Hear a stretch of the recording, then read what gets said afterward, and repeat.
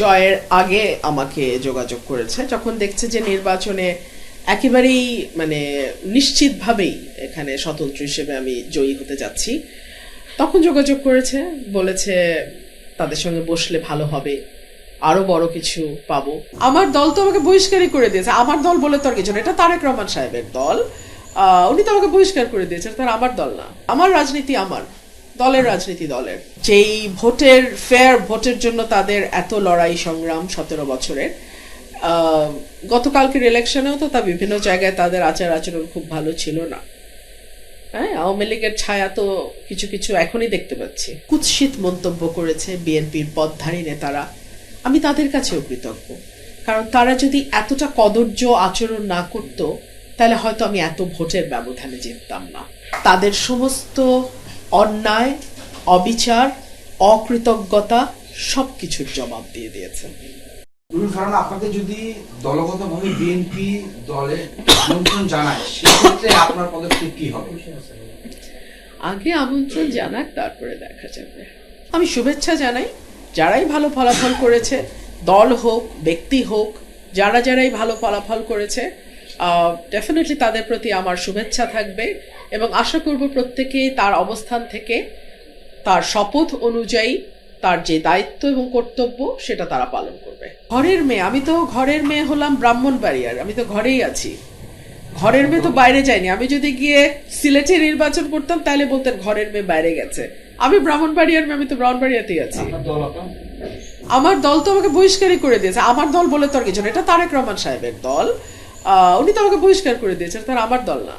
অভিমান শব্দটি অত্যন্ত দামি। এটা ভীষণ আপন মানুষ ছাড়া অভিমান হয় না। বিরক্তি থাকতে পারে, অসন্তুষ্ট থাকতে পারে, অভিমান কেন থাকবে? অভিমান খুব দামি শব্দ, এটা যেখানে সেখানে ব্যবহার করা যায় না। আর দলের ব্যাপারে আমার যেটা, হ্যাঁ, দলের আন্দোলন ছিল, সংগ্রাম ছিল ভোটের অধিকারের জন্য, আমাদের একটা ফ্রি ফেয়ার ইলেকশনের জন্য।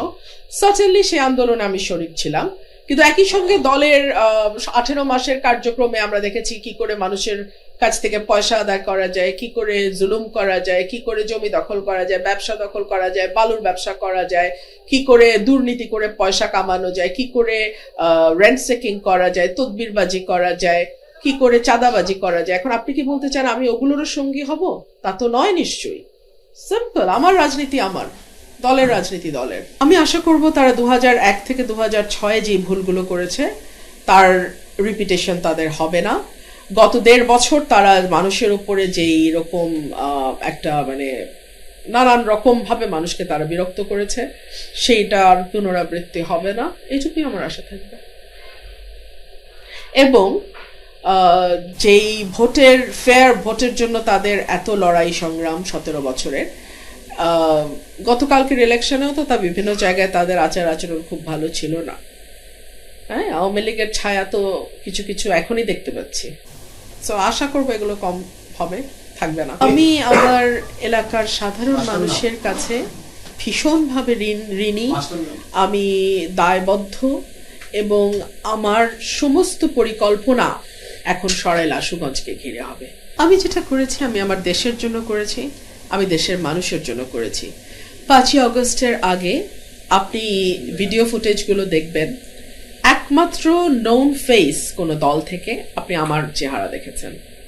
আমি 1 তারিখ, 2 তারিখ, 3 তারিখ, 4 তারিখ, 5 তারিখ 24 সাল অগস্ট মাস আমি মাঠে ছিলাম। এখনো ভিডিওগুলো আছে, সবার কাছে আছে। সো আমি যা করেছি আমার মানুষের জন্য করেছি, আমি ভবিষ্যতে যা করব আমার মানুষের জন্যই করব। দল থেকে কি আপনার সাথে এই মুহূর্তে ইতিমধ্যে যোগাযোগ করেছে কিনা বিএনপি থেকে? জয়ের পরে করেনি, জয়ের আগে আমাকে যোগাযোগ করেছে যখন দেখছে যে নির্বাচনে একেবারেই নিশ্চিতভাবেই এখানে স্বতন্ত্র হিসেবে আমি জয়ী হতে যাচ্ছি, তখন যোগাযোগ করেছে, বলেছে তাদের সঙ্গে বসলে ভালো হবে, আরো বড় কিছু পাবো, এমপির চেয়েও বড় কিছু পাবো, মন্ত্রিত্ব আর কি হতে পারে। আমি না বলে দিয়েছি, আমি বলেছি 12 তারিখের পর যদি কথা হয় 12 তারিখের পর হবে।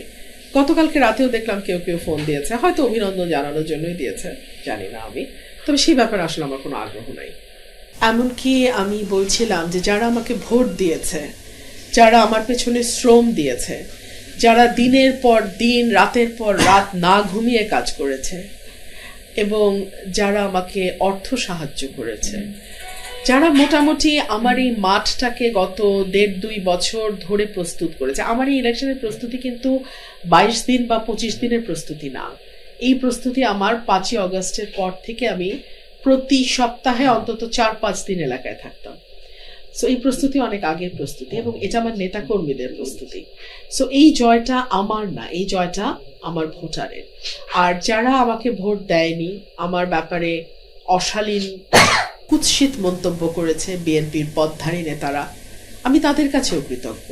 কারণ তারা যদি এতটা কদর্য আচরণ না করত, তাহলে হয়তো আমি এত ভোটের ব্যবধানে জিততাম না।